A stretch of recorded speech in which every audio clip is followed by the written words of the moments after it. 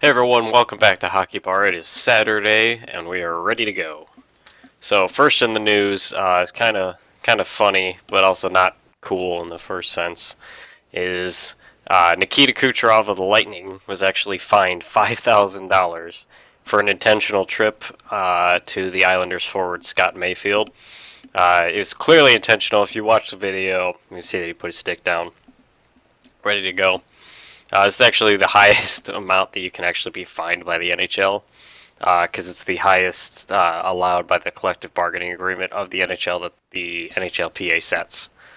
Bad decisions obviously can't go unwarranted. So the NHL's got to do their action, and they did. Speaking of fines, Zack Smith of the Senators also was fined for an intentional elbow on Marcus Pettersson of the Penguins.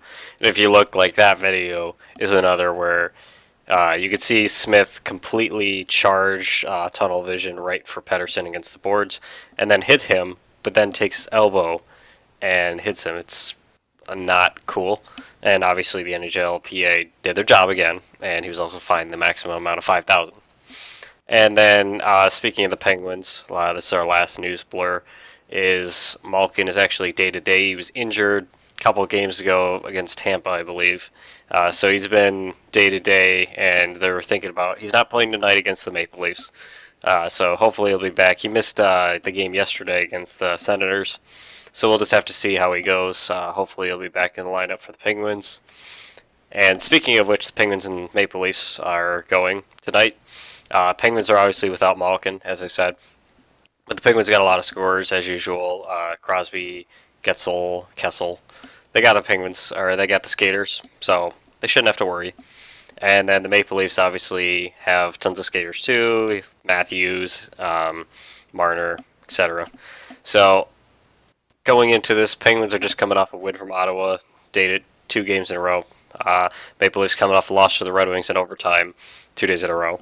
So both of them are probably not the most well rested.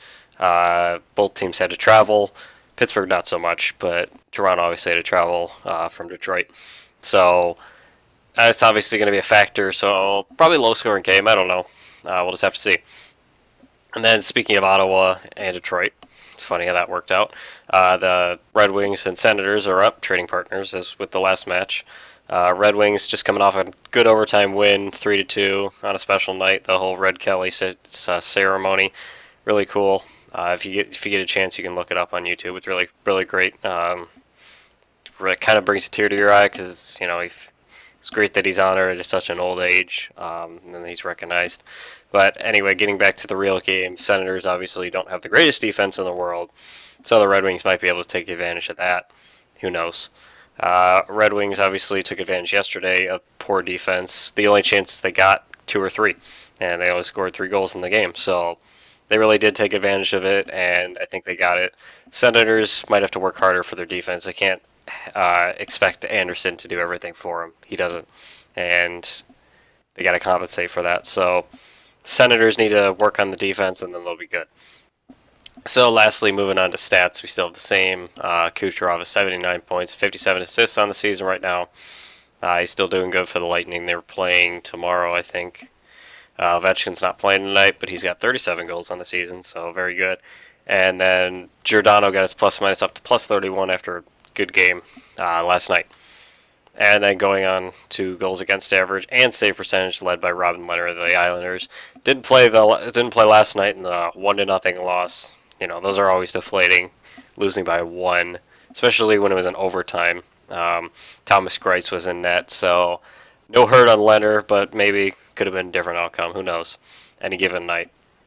And obviously the man who's played more games than any other goalie in the NHL, Marc-Andre Fleury's got 27 wins and 6 shutouts, so kind of what you'd expect out of him and as a premier goalie. So I know this is a little shorter of an episode, but I want to thank you guys for tuning in today. Really appreciate it. Leave in the comments what you think.